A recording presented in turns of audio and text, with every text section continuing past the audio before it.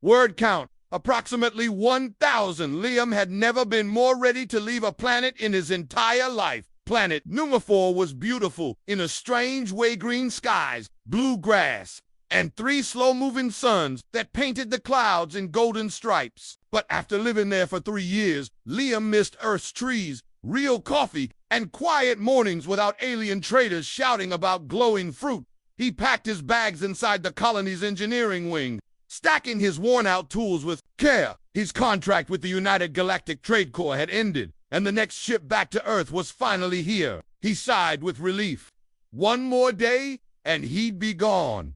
That's when she found him. Liam, a voice called, sharp but musical. It was Myra, the Newman girl who had followed him around for months, always curious about human tools and habits. She was smart, full of questions, and fast with logic, but also unpredictable. Liam turned around. Hey, Myra, I was just she. Cut him off, stepping closer with her arms crossed.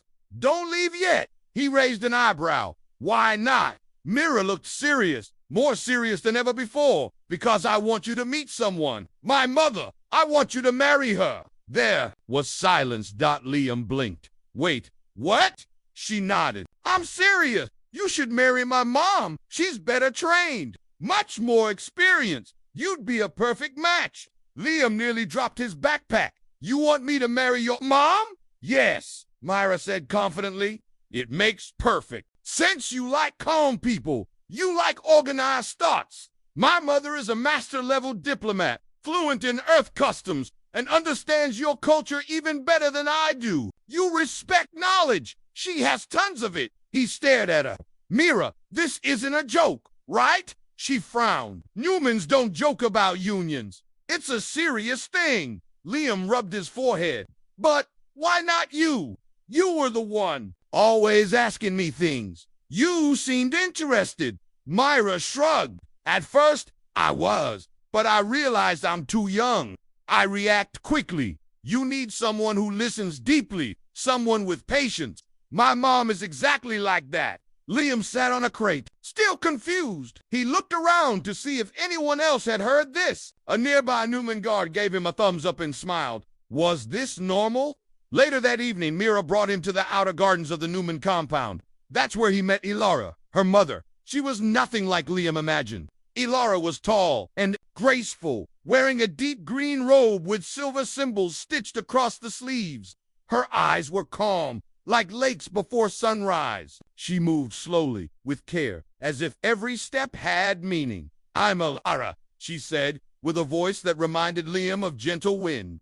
It's an honor to meet the human who fixed our East Wing's reactor without a full toolkit. Liam laughed. Nervously, I just used tape and a spoon. Ilara smiled. Creative, resourceful, human. They walked together through the garden. Liam noticed Ilara didn't ask silly questions. She asked real ones. How did humans teach children? Why did they enjoy stories with problems? What made them take risks? Unlike Myra, Ilara didn't rush. She waited for answers. By the end of the walk, Liam felt something strange. Not love, not attraction, but a quiet connection, like meeting someone who already understood half your thoughts. Still, he wasn't ready for marriage. The next morning, Liam went straight to the human consulate to get help. The building looked like a giant coffee machine, dropped into alien grass. Inside, he found Rosa, the senior Earth diplomat on Numafor.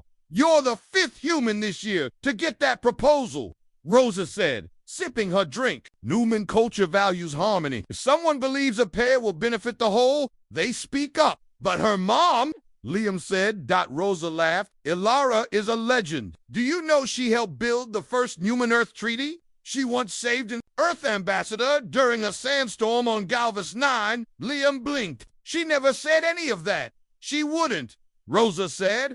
She listens more than she talks. Liam leaned back in his chair. What do I do? Do what humans do best, Rosa said. Take your time. Think. Ask questions. Liam spent the next 2 days thinking. Every time he tried to pack, he'd remember something Ilara said, or Myra's serious face. He wasn't being forced. No one pressured him. But the offer stayed in his mind like a melody he couldn't stop. Humming on the 3rd day, Ilara invited him again. This time to a quiet library filled with scrolls and data screens. I don't expect anything, she said gently. Mira sees things in a clear, forward way.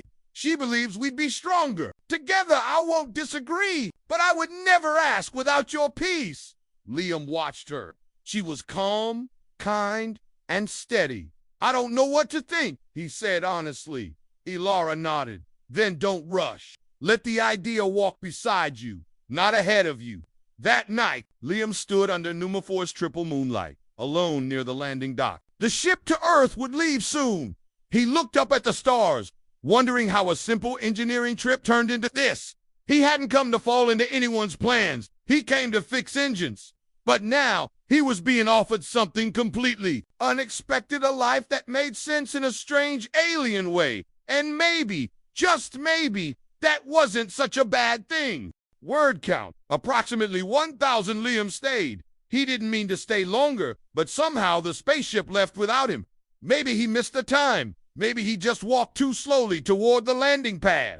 Or maybe some part of him didn't want to go either way. He was still on NUMA-4 when Rosa found out. She didn't seem surprised. It happens, she said with a small smile. The universe likes to keep humans guessing.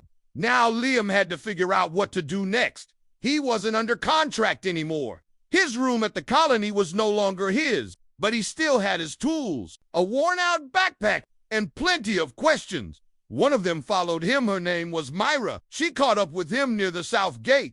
I knew you wouldn't leave. Liam gave her a look. I didn't decide anything yet. That's fine, Myra said. It takes time. But while you think you should visit our village, Liam hesitated. Your village isn't that off limits to humans. Not anymore, Myra said proudly. Since you're an honored consideration, she made quote marks in the air. He sighed. That doesn't sound like a real thing. It is now, she replied, already pulling him toward the path. The Newman village was nothing like the human colony, where humans built metal shelters. Newmans lived in tall spiral towers made of crystal and tree bark. Their homes shimmered with colors that changed with the sky. There were no loud machines. Everything seemed to hum quietly, like the whole village was breathing together. Children floated small lights with their hands. Elders sat under dome-shaped trees, telling stories in musical tones. No one seemed in a hurry. No one yelled. It was peaceful, too peaceful, Liam thought at first. Then he saw Elara again. She stood in the village square, speaking with a group of leaders. They were discussing water-sharing systems between species. She spoke calmly, pausing often, letting others speak when someone disagreed. She didn't argue. She nodded, considered, and replied in a way that made even the Newman elders sit quietly and listen. Liam watched her from a distance. Mira whispered beside him. See, she's always like that. She doesn't react fast like me. She waits, learns, then answers. She's definitely impressive, Liam admitted. And kind, Myra added, but not soft. Later that evening, Elara invited Liam to her home, a circular structure near the center of the village, surrounded by glowing vines and soft lights. The air smelled like tea and warm leaves. They sat on floor cushions made of silk-like plant fibers. A small table floated between them, holding 2 cups of herbal drink that changed color as it cooled. I heard you stayed, Elara said with a gentle smile. Accidentally, Liam replied. Maybe, she nodded. Some decisions feel like accidents, but sometimes they're just quiet choices. Liam took a sip. The drink was sweet and cool. You know Myra's very serious about this marriage idea. Yes, Elara said. She has always seen patterns others miss. But she is also young. She wants answers before they are ready. Liam leaned back slightly. You don't find this whole thing strange, I mean? Your daughter asking someone to marry you. Alara's eyes sparkled slightly. Humans believe in balance. We don't think age means distance. We think wisdom means responsibility. Myra believes I could guide you better. She believes I'd help you find your true place here. I don't even know if I have a place here, Liam said. Elara looked at him kindly. Then stay long enough to find out. Over the next few days, Liam lived in the village as a guest. He helped fix small devices, repaired some old water filters, and taught a group of young Newmans how to connect human solar cells to their force generators.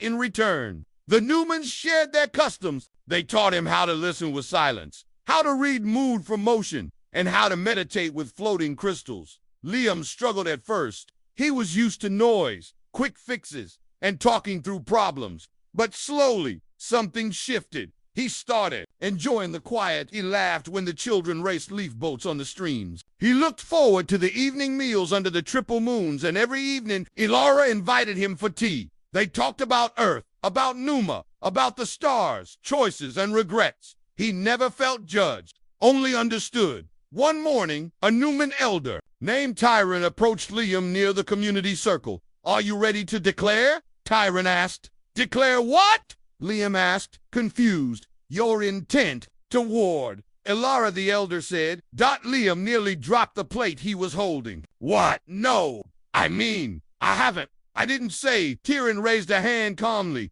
"No rush, just tradition. When a bond is suggested by a family member, we wait and let the visitors decide." Liam blinked. "This is normal." Tyron chuckled. "Only when Ilara is involved, she is special."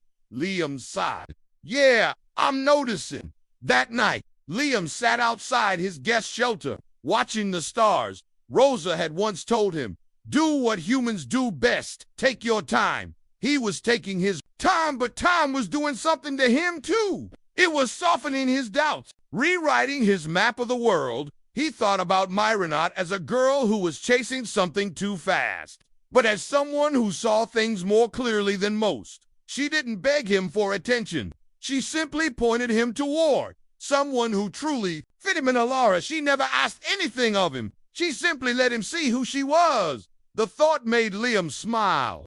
Word count. Approximately 1,000. Liam woke up to a sound he hadn't heard in weeks. An alarm. It wasn't loud, but it was clear, like a soft chime echoing through the village air. He stepped out of his guest shelter and looked around.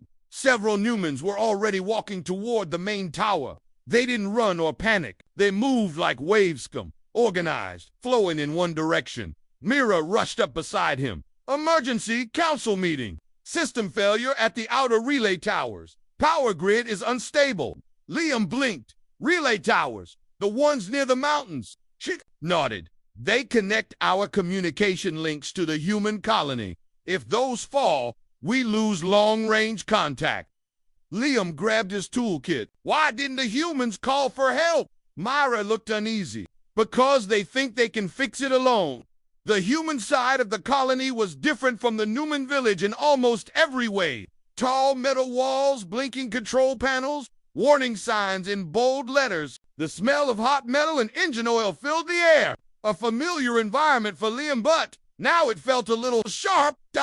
At the entrance to Earth, security officers blocked Mira from entering. One of them, a tall man with a tired face, recognized. "Liam, you still here?" he asked. Liam nodded. "I stayed a little longer." "Well, it's chaos in there," the man said. "Half the systems are glitching, and the chief engineer thinks the Newmans tampered with something." Mira's face tightened, but she said nothing. "They didn't tamper with anything," Liam said. "If anything, their tech might help." The guard shrugged. "Then good luck explaining that to the engineer." Inside the main control room, wires hung from open panels. Monitors flickered. Several engineers worked on repairs, typing and talking at once. In the middle stood Chief Nolan, a man in his 50s with short gray hair and an impatient expression. He noticed Liam and raised an eyebrow. "I thought you left." "Mr. Shit," Liam replied. "Heard there was a problem with the relay towers." Nolan pointed to a wall screen showing static. 3 of the towers dropped offline. "We're flying half blind. We think the local storms bent the antenna arms, or maybe there's a fault in the converter chips." Liam walked over and checked the readings. "These converters are Newman-human hybrids. I helped install them last year. If they're damaged, we'll need Newman tools to calibrate the signal fields again." Nolan folded his arms. "So we're supposed to ask them for help?" Liam turned slowly. "They are our partners. This is their planet. They're too soft," Nolan muttered. "Always talking and waiting. We need speed, not poetry." Mira, who had quietly followed Liam in, finally stepped forward. "Tech is not slow," she said calmly. "It is measured, like the wind that bends a tree without breaking it." Some of the engineers stared. Nolan scowled. "This is human business." Liam took a deep breath. "No, this is shared business, and I trust her and her people to help." Nolan didn't respond, but he didn't stop them either. Outside the colony, Liam and Mira traveled with a small group to the damaged towers. The journey took them through uneven hills, past glowing plants and sharp-edged rocks. The air crackled slightly, a sign that an interstellar storm might be approaching. At the first tower, the damage was clear. The antenna arm had bent sideways, and the converter socket was blackened at the edges. Myra knelt beside it, pulling out a smooth silver tool from her pouch. "We can fix this, but we need to align the field grids from both ends. That means someone has to climb up there." Liam smiled and rolled up his sleeves. "I've climbed worse." By nightfall, they had fixed 2 of the 3 towers. The final one was on a tall ridge, harder to reach. Clouds had started to gather in the sky. Flashes of light moved far in the distance, not lightning, but plasma waves from the outer atmosphere. They had hours, maybe less. Liam sat beside Mira, drinking water from a small flask. "Your people could have ignored this," he said, "but you helped anyway." Mira looked thoughtful. "Elara says partnerships don't start with promises. They start with action." Liam nodded. "She's right." There was a short pause. "Do you still think I should marry her?" he asked with a small smile. Mira didn't laugh. She just looked at him with steady eyes. "I don't think it anymore," she said. "I know it. You belong in quiet places. Liam, you like answers that come slowly, and you respect strength that doesn't shout." Liam didn't answer right away. He didn't need to. When they returned to the village, Elara was waiting at the gates. "You repaired the towers." "She said softly." Liam nodded. "We had help." Elara smiled at her daughter. "I never doubted that." They walked together into the central garden, where the breeze carried the scent of soft flowers. Small lights floated in the air. Human children sending up glowing orbs for protection against the coming storm. Liam felt a strange calm, the same kind he'd felt sitting in Elara's home or walking through her quiet thoughts. "I don't know if I'm ready," he said honestly, "but I know I trust you. And I don't want to leave, not yet." Elara placed a hand over her heart, the Newman sign of respect. "Then stay, not because you must, but because it brings you peace." Back at the human colony, Chief Nolan was reporting to the Earth consulate. "Situation under control," he said stiffly. "Towers repaired with assistance from Newman engineers." Rosa, watching from her desk, smiled slightly. "Including the one your team said they didn't need." Nolan looked uncomfortable. "We underestimated the complexity. Or the people." The sky over Numafor darkened quickly that evening. The winds began to swirl, and glowing clouds rolled across the horizon. The villagers whispered the words no one wanted to hear. A plasma storm was coming. Liam stood with Mira and Elara near the edge of the colony. The village's protective dome was only half complete, and the human outpost wasn't prepared for this kind of storm. Sparks were already flickering across the clouds like silent lightning. "The last storm like this hit 5 years ago," Elara said, her voice calm. "We lost 3 villages before the sky cleared." Liam looked worried. "Your systems can..." "They hold. Not without help," she replied. "The energy fields must be balanced manually. That means someone has to stay outside." Myra stepped forward. "I'll do it." "No," Elara said quickly, placing a firm hand on her daughter's shoulder. "You've never faced one. You're not ready." "I'm fast," Mira insisted. "And I know the systems." Elara's expression didn't change. "Speed is not enough. You must be steady, even when the air burns." Liam watched the quiet strength in Elara's voice. It wasn't cold. It was the voice of someone who had lived through storms, who had learned not from books, but from surviving. "I'll help." "Liam," said both Elara and Mira turned to him. "You don't have to," Mira said softly. "I do," he replied. "I've helped build half the tech here, and I've come to care about this place." Elara looked at him, her eyes thoughtful. You're brave, Liam, but are you ready to trust me fully? He nodded. Yes. What do you need me to do? The storm arrived faster than expected. The sky lit up with wild colors, purple and red streaks dancing across the black clouds. The protective field shimmered, flickering dangerously as it took the first hits. Inside the village's command shelter, the lights dimmed. The energy flow was unstable. Ilara stood before a large round console filled with moving lines of light. She placed her hands on the surface, eyes closing as she connected with the system. Liam watched from across the room, seated at the backup panel. He adjusted voltage, checked current flow, and watched Ilara closely. She stood like a statue, every breath timed, every movement precise. She was more than a technician. She was part of the system. Myra moved between them, checking status reports, adjusting readings, never getting in the way. Then, suddenly, a burst of energy surged. One of the conduits outside exploded, sending a wave of pressure through the shelter. Sparks flew. Lights blinked out. We're losing the south field. Mira shouted. I'll go, Ilara said immediately. No, Liam said, standing. I'll do it. You're not trained to handle field damage during a storm, Ilara said firmly. I've seen enough now to know I can try, he replied. But Ilara was already moving. Her hand brushed his as she passed. Just briefly, then come with me. But do only what I say. Liam followed her into the storm outside. The air was alive with energy. Rain that wasn't really rain fell from the sky soft, but crackling with power. The wind roared. Ilara moved with steady steps toward the damaged conduit. Her robes glowed faintly as the static energy reacted to her body. Liam followed, struggling to stay balanced. When they reached the broken panel, Ilara knelt and placed her hands on the console. Hold the stabilizer, she shouted above the wind. Steady it no matter what you feel. Liam gripped the stabilizer rod. It vibrated in his hand like it was alive. The force shot up his arm.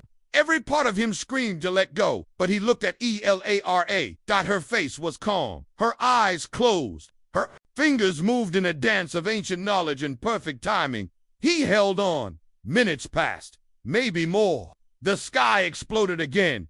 Then dashed silence. The winds dropped. The clouds broke apart. Ilara opened her eyes slowly and smiled.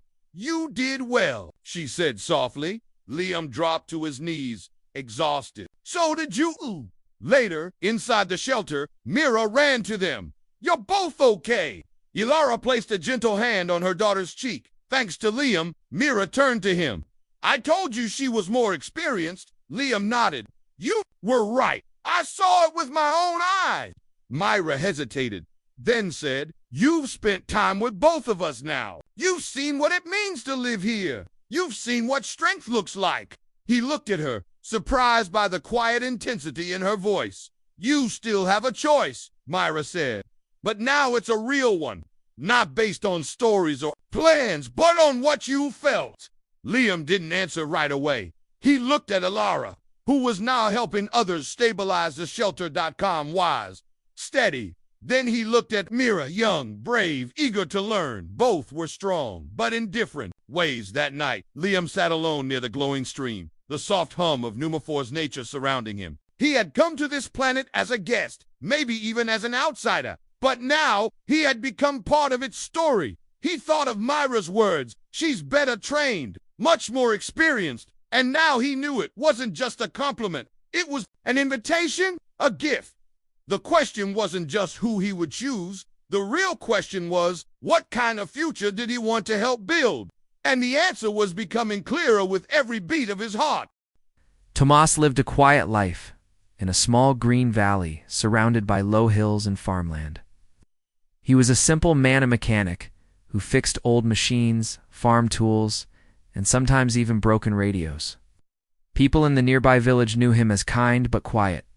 He had no family, no visitors, and no big dreams. It's just his work and his little red shed full of tools. One evening, just before sunset, a loud noise shook the sky. Tomas looked up and saw something strange, something large, silver and burning, with blue fire falling fast from the clouds. It wasn't a plane, but a meteor. Whatever it was, it crashed behind the hills, not far from his shed. Tomas grabbed his flashlight, an old backpack, and climbed into his truck. The sound of the crash still echoed in his ears. Curiosity burned in his chest. Had never seen anything like that.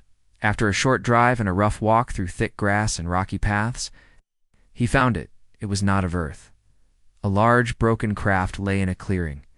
It had no wings or wheels, just a smooth body with cracks of glowing light. The crash had torn the earth around it. Trees were burned, and the air smelled like hot metal. Tomas stood still, shocked. Then he heard a sound, a soft groan. Tomas followed the noise and found something just outside the broken ship. It was a figure, tall and thin, dressed in a black suit with silver lines. Its skin was light gray with a slight shine. The face was almost human, but different, longer, with larger eyes and no visible ears. The being was hurt. One arm was twisted, and its chest moved with short, painful breaths. Tomas slowly stepped closer. "Hey, are you alive?" The alien turned its head slightly and looked at him. Its voice was weak but clear. "Help, ... please." Tomas didn't run, didn't scream. He did what he always did. He got to work, using his jacket and a metal bar from the wreck. Tomas gently helped the alien to its feet. It was too weak to walk alone. Tomas supported its weight and slowly brought it back to his truck. Back was silent. The alien passed out in the seat beside him. Back at the shed, Tomas laid the being on an old mattress he used for resting during long repair days. He brought water, cleaned its wounds, and covered it with blankets. The alien remained unconscious for hours. The next morning, the being woke up. Its eyes scanned the small space filled with tools, wires, and rusted shelves. "You saved me," it said, its voice clearer. Tomas nodded. "You were in bad shape. I didn't know what else to do." "My name is Kelvar," the alien said, slowly, as if picking each word carefully. "I come from a planet far from here. I was... ... escaping." Tomas sat down on a stool. "You don't need to explain everything. Just rest. You're safe here." Kelvar looked at him with surprise. "You trust easily." "No," Tomas replied, "but I help when someone needs it." Over the next few days, Tomas kept Kelvar hidden. He brought food, water, and helped make a brace for the alien's broken arm using old car parts and cloth. Kelvar healed. Slowly but surely, they talked at night under the light of a single lamp. Kelvar told him pieces of his story. He was not a soldier. He was a traveler, caught in a conflict he didn't start. He had tried to escape the war by running toward a peaceful world, but his ship had been damaged in battle. Earth was not his planned stop. It was just where. The ship crashed. Tomas listened quietly, never judging. One evening, Kelvar looked at him and said, "In my culture, when someone saves your life, you owe them a debt. A strong debt. One that cannot be broken. You don't owe me anything." Tomas replied. Kelvar shook his head. "No, you gave me your help, your shelter, your food. You risked everything. You may not understand now, but I must repay this debt. One day I will." Tomas smiled a little. "All right, but don't make it too dramatic. I'm just a mechanic." One night, the two stood outside under the stars. Kelvar's eyes looked to the sky. "My people will come for me soon," he said, "but I will not forget." "Will you tell them what happened here?" Tomas asked. "Yes, and I will tell them what kind of man lives in this valley." A soft hum broke the silence. In the far distance, a flash of light appeared in the sky. "They're coming," Kelvar said. Tonight Tomas nodded. Then, "I guess this is goodbye." But Kelvar turned toward him, eyes calm and serious. "Not yet. I have something to leave behind. Gift, a promise." Tomas raised an eyebrow. "What kind of gift?" Kelvar gave a small, quiet smile. "You'll see," he said. And before the sun rose, the ship came. Word count, approximately 1,000 the morning after the plasma storm passed. The sun rose softly over the hills of Numafor. The sky was clear, but the air still carried the faint scent of smoke and burnt circuits. The village and the human colony were slowly waking up, returning to their usual rhythms after the night's chaos. Liam stood near the edge of the village, watching children play by the glowing streams. Their laughter was light, but the memories of the storm still hung heavy in his mind. He felt a hand gently rest on his shoulder. Turning, he saw Ilara standing beside him, her calm eyes watching the same children. "Are you all right?" she asked. Softly, Liam nodded. "I'm ... thinking," Ilara smiled. "Good. Thinking is always the first step." They sat down on a low stone bench, worn smooth by years of visitors. "I know you're wondering about what comes next," Ilara said, looking at Liam with quiet understanding. He sighed. "It's not easy. I came here expecting to fix machines and leave. Instead, I found myself caught in something much bigger." Ilara nodded. "Life often does that." Liam looked at her. "Myra said you were better trained, much more experienced. At first I thought she just meant skills or knowledge, but after last night, I see what she meant."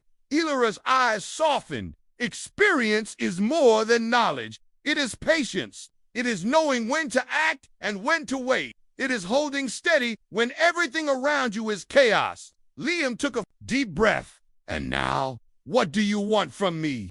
"Nothing that you don't want yourself," Ilara replied. "Mira asked me to guide you because she cares, but I do not ask you to promise anything you're not ready for." He looked away for a moment, then back at her. "I don't know if I'm ready for marriage or for joining your world fully." Ilara smiled kindly.